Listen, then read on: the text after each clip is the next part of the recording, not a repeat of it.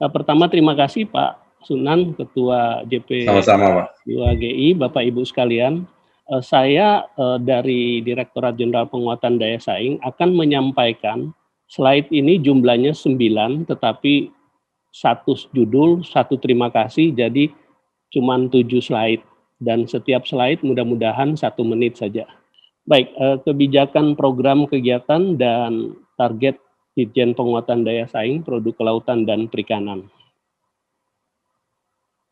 Nah, ada 3 program prioritas KKP, yaitu peningkatan penerimaan negara, kemudian pembangunan kampung-kampung perikanan budidaya air tawar, kemudian pengembangan perikanan budidaya untuk peningkatan ekspor. Dari 3 program KKP ini, maka Ditjen Penguatan Daya Saing melakukan 7 kegiatan besar. Dan 7 kegiatan besar yang terkait langsung dengan program JP2GI pada Lokakarya kali ini, yaitu terkait dengan susut hasil atau fish losses, yaitu yang saya lingkari warna merah, penguatan traceability produk dan analisis produk, kemudian peningkatan konsumsi ikan dalam negeri. Ini mungkin bisa terkait langsung dengan program JP2GI. Selanjutnya Bapak Ibu sekalian, ini tantangan, tadi sudah disampaikan oleh Pak Kepala BRSDM, tadi juga Pak Samdidi, bahwa losis produk perikanan itu tinggi, dan fish and seafood itu 35%. Tetapi tolong perhatikan bahwa nilai losis produk perikanan di Asia Tenggara cukup tinggi. Losis terbesar pada produk perikanan terjadi di sektor produksi, di hulu, dan di distribusi. Nah, kedua rantai di produksi dan di distribusi ini, Direktorat Jenderal PDS akan coba meminimalisir potensi-potensi losis di kedua produksi dan distribusi.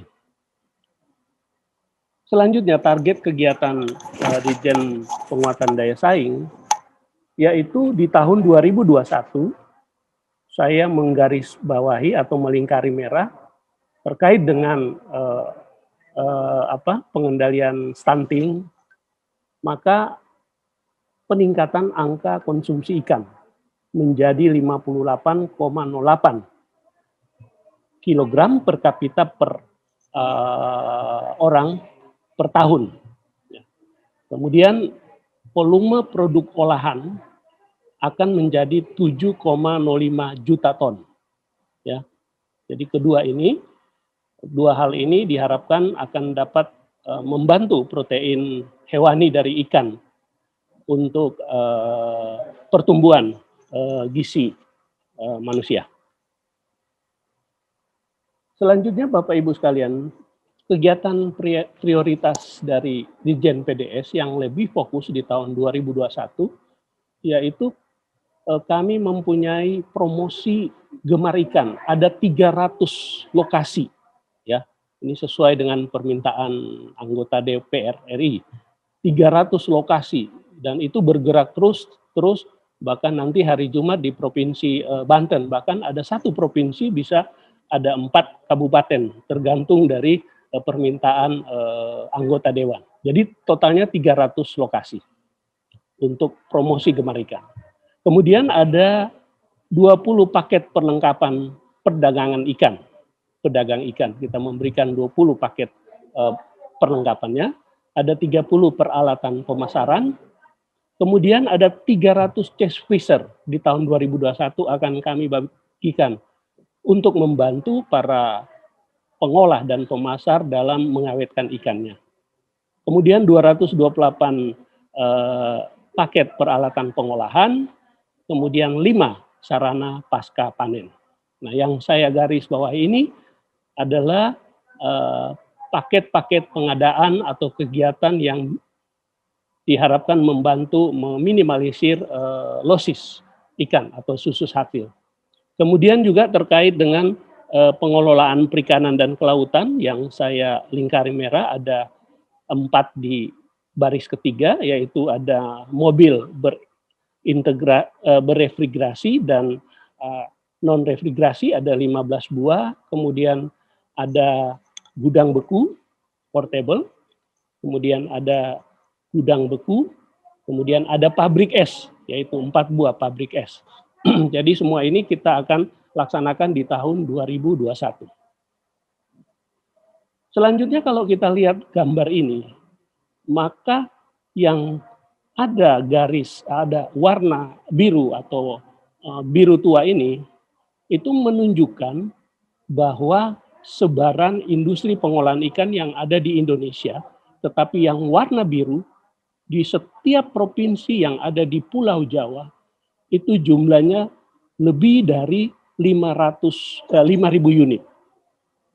Ya, lebih dari 5.000 unit, dan industri pengolahan itu berpusat di Pulau Jawa.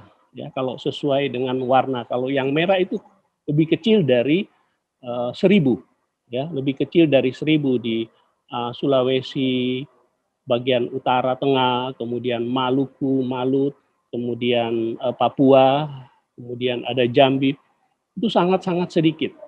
Tetapi saya menyampaikan di sini bahwa hasil tangkapan ikan di timur, namun gateway-nya ekspor itu di Jawa, ya, keluar dari Indonesia itu selalu lewat Jawa, sehingga tadi bahwa potensi losis di distribusi itu sangat-sangat tinggi, karena melihat peta industri pengolahan mengambil bahan baku dari bagian timur dan diolah di Pulau Jawa atau di bagian barat.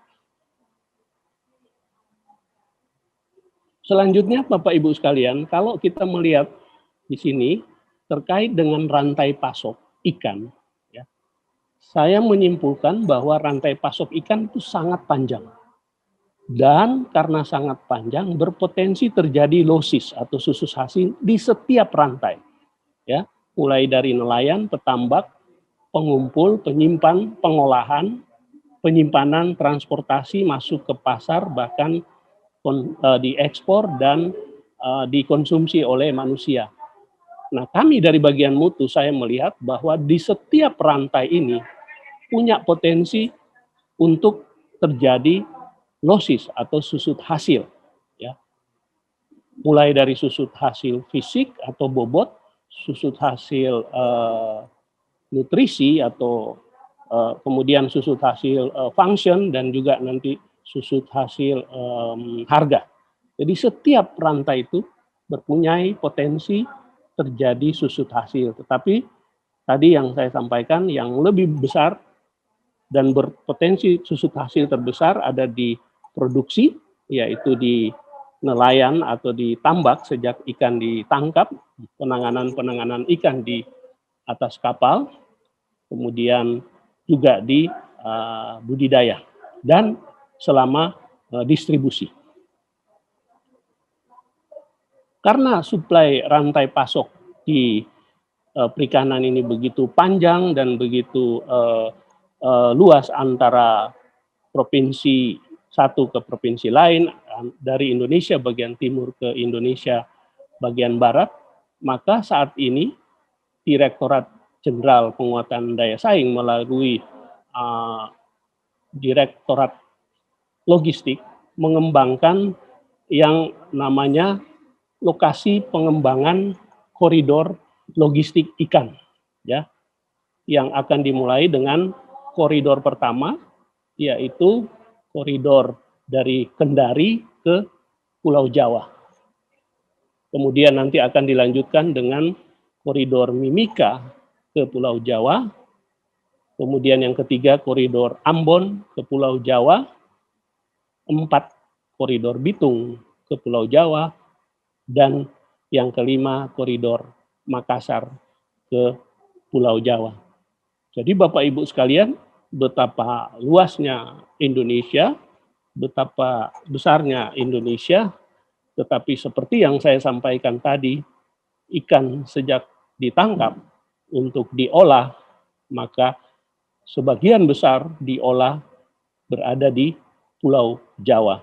Sehingga Ditjen Penguatan Daya Saing mengembangkan lokasi koridor logistik ikan nasional, ya, logistik ikan nasional dan pengembangan koridor logistik ikan nasional untuk mendukung konsolidasi, konektivitas dan distribusi hasil kelautan dan perikanan. Jadi ini yang sedang dikembangkan agar supaya pada rantai distribusi tidak banyak kehilangan susut hasil atau tidak terjadi losses yang tinggi. Saya kira ini sudah slide yang ke-8, Bapak Ibu sekalian, dan seperti saya sampaikan tadi, bahwa slide yang ke-9 atau ada 2 slide, yaitu terima kasih. Ditjen PDS PKP siap berkolaborasi dan bersinergi dengan seluruh stakeholder dalam kerangka Indonesian Marine and Fisheries Incorporate. Demikian, terima kasih. Wassalamualaikum warahmatullahi wabarakatuh. Saya serahkan ke Pak Anda.